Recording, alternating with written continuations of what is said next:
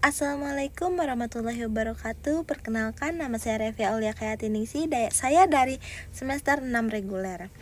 Di sini saya akan mereview sebuah film yang berjudul The Big Short, di mana film ini menceritakan tentang krisis keuangan ekonomi global pada tahun 2008 yang berawal dari pasar perumahan.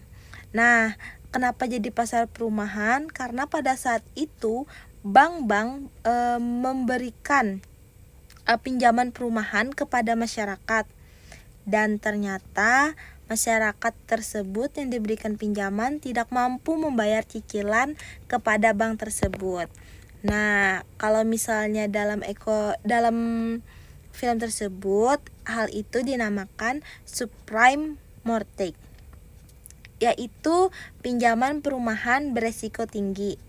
Nah, kenapa bank itu memberikan pinjaman kepada mereka? Tentunya karena mereka ingin tentunya bank itu ingin meraup keuntungan. Nah, di sini tuh ada salah satu tokoh yang mulai merasa hal itu janggal. Dia itu adalah Michael Burry, di mana dia itu adalah seorang analis keuangan. Nah, dari hal tersebut merasa janggal, ia kemudian mengumpulkan data-data peminjam perumahan. Dan yang dia temukan dari analisisnya, dia menemukan bahwa kredit perumahan saat itu sedang rapuh dan berpotensi menimbulkan krisis. Pas itu Michael Burry langsung mulai bertaruh nih. Dia berani bertaruh, dan hal itu cukup berani di kalangannya. Dia bertaruh bahwa pasar perumahan tersebut akan runtuh. Tetapi kalangannya menganggap hal yang dia sampaikan atau yang Michael Burry sampaikan itu berlebihan. Lalu ternyata pada tahun 2008 prediksinya benar.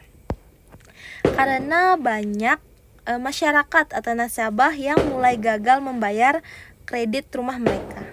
Dan pasar perumahan pun mulai runtuh. Dan hal itu yang menyebabkan meluasnya dan memicu krisis keuangan global pada tahun 2008 karena perbankannya mulai sulit dijalankan karena habis krisis di perusahaan perumahan tadi. Nah, kalau misalnya dilihat dari perspektif ekonomi internasional, krisis keuangan ini saling terhubung.